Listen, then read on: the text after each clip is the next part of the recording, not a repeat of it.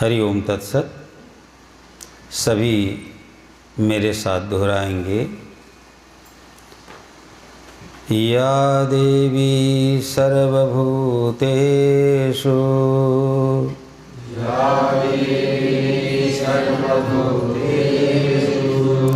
शक्तिरूपेण संस्थिता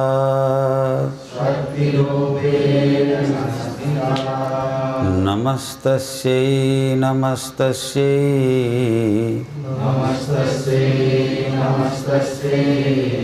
नमस्तस्यै नमो नमः।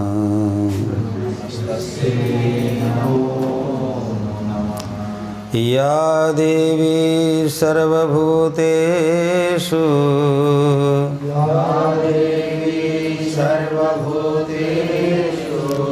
मातृरूपेण संस्थिता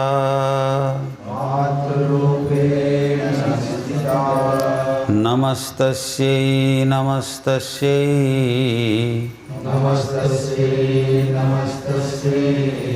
नमस्तस्यै नमो नमः।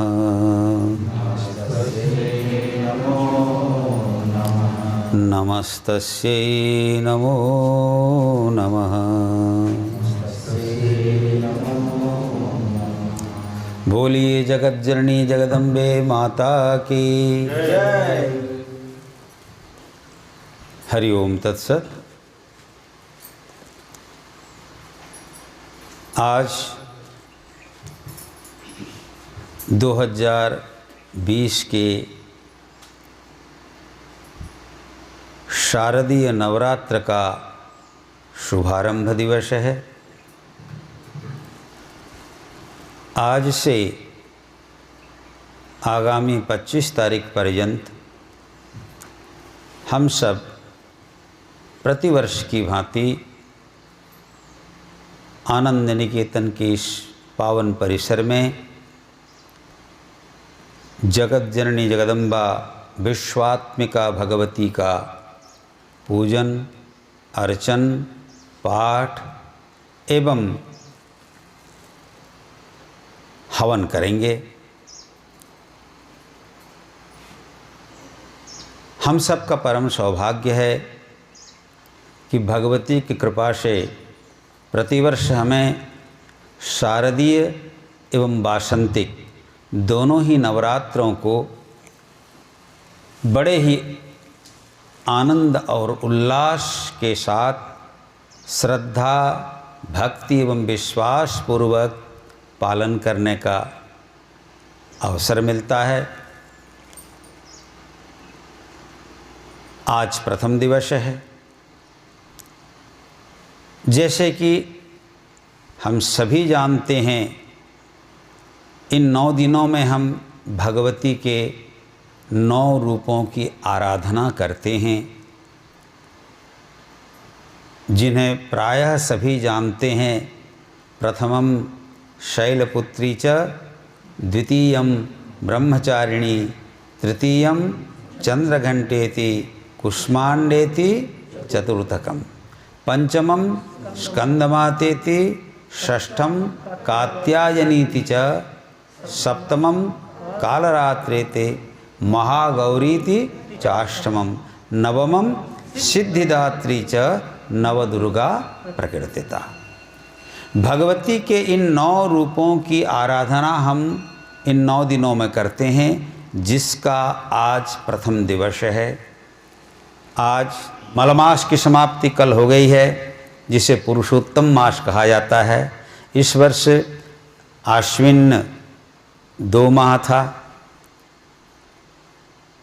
आज से शुद्ध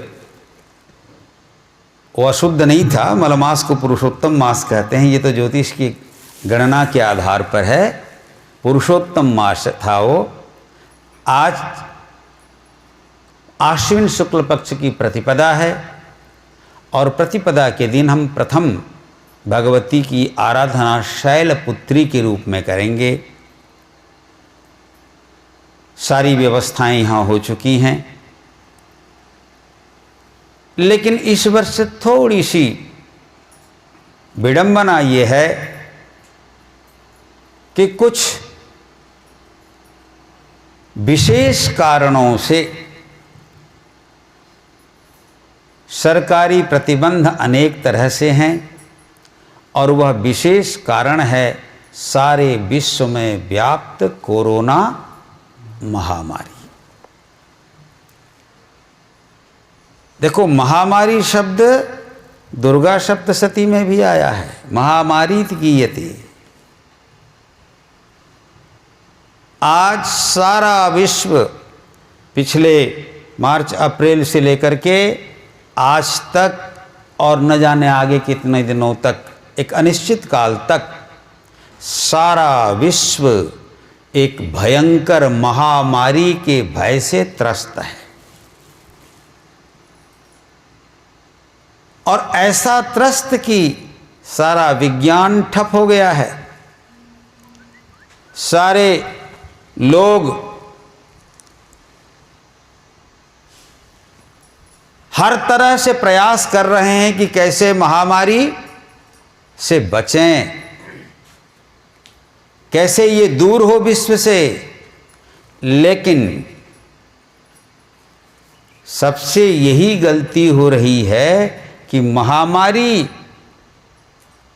जिसके कोप से, जिसके क्रोध से उत्पन्न हुई है,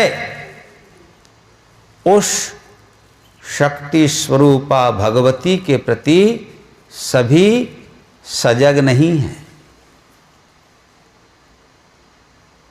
ये तो बहाना है कि बीमारी कहीं से पैदा होती है, किन्हीं कारणों से पैदा होती है और वह महामारी का रूप लेकर के सारे विश्व में व्याप्त हो जाती है। ये बहाना है, ये हमारे सामने देखने को ये मिल रहा है। मगर इस बहाने के पीछे कारण क्या है? कारण है मनुष्य के अंदर आसुरी प्रवृत्तियों का विस्तार। मनुष्य अपने ही कुकर्म का यह फल भोग रहा है। इसलिए मनुष्य को सतर्क होना चाहिए। ये जो नवरात्रि उपासना, उसके बाद विजयादशमी, इसका आध्यात्मिक उद्देश्य क्या है? आध्यात्मिक उद्देश्य है अपने अंदर में जो दुश्मन विद्यमान हैं उन्हें पराजित करना, उन्हें अपने नियंत्रण में लेना।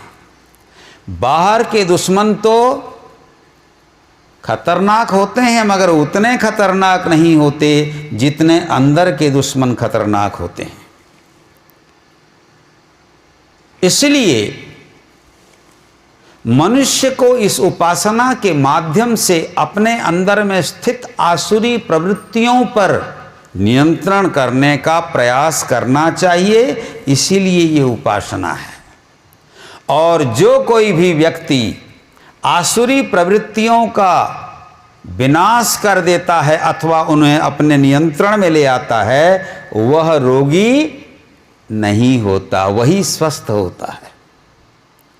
आज सारी दुनिया रोग के भय से भी ग्रस्त है और रोग से भी ग्रस्त है। इसका कारण है कि सारी दुनिया में आज आसुरी प्रवृत्ति चरम पर है।